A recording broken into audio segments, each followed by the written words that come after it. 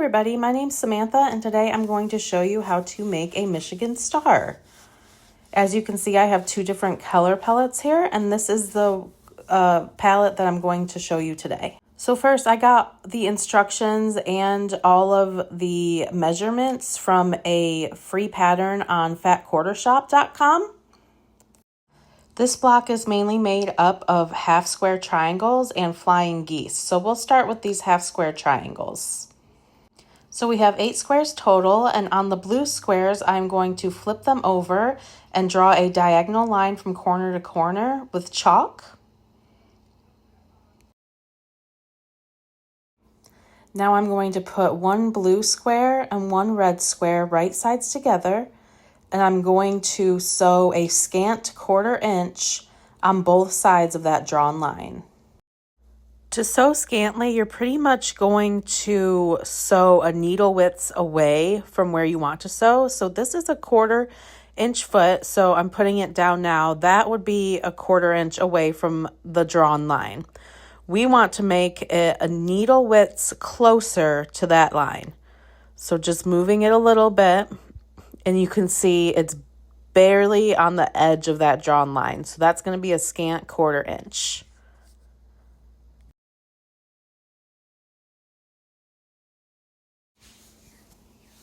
Now we have 2 lines sewn on either side of that line, and we're going to cut right on the line so you'll have 2 half square triangles.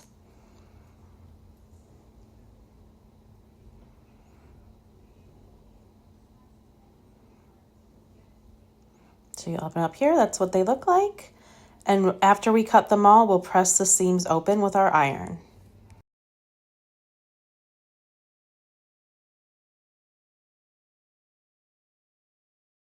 Now that we press the seams open, it's time to trim these up.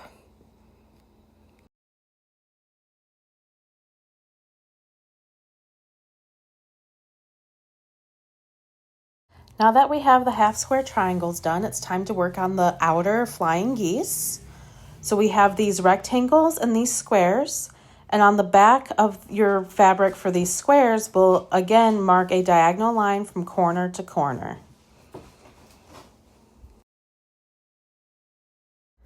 Now that we have our squares marked from corner to corner, we're going to put a square on top of the rectangle, right sides together, and we're going to sew scantly right on that line. So again, just showing you here what scantly means. So we are going to sew close to that line, but not directly on it. So we're going to sew a needle width towards the edge of the corner. So here I'm showing you it's right on the line and moving it a little over to give us more room, and that is a scant. So it's about a needle width away from that line. And I do it towards the corner because we're going to flip the triangle that's left over towards the corner. So this is going to make it so it hangs a little over for trimming.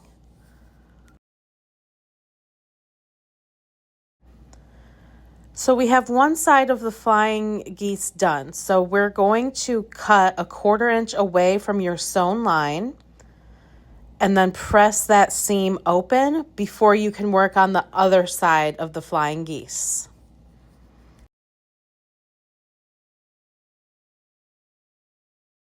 And to finish your flying geese, we're pretty much going to do the same thing on the other side. So we have what we did just there, and we'll put another square on top with that marked line corner to corner, and we'll sew scantly away from that line. So almost right on the line, just a little over. And same as in the first step, we're going to cut a 1/4 inch from that sewn line and then press it open. And to finish these outer flying geese, we are going to trim them so they're all even. And the pattern will have instructions for what size to trim them to. Using the same steps as the inner flying geese, we will now make the outer flying geese. So I'm using this blue and this white for my outer flying geese. I'm going to fast forward through all of the steps because we just went over them.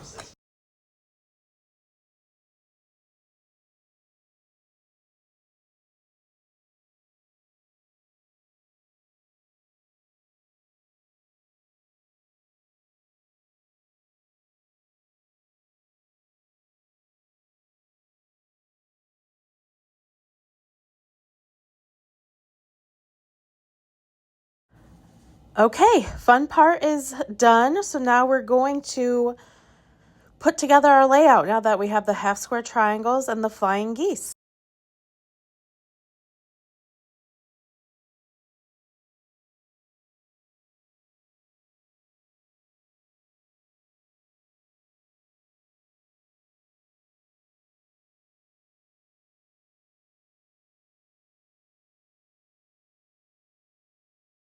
So the hard part is done. Now that it's all laid out, it's really just sewing everything together at 1/4 of an inch and pressing and trimming.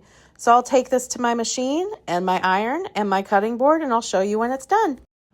And this is the finished product. This is a 12.5 by 12.5 Michigan Star Block.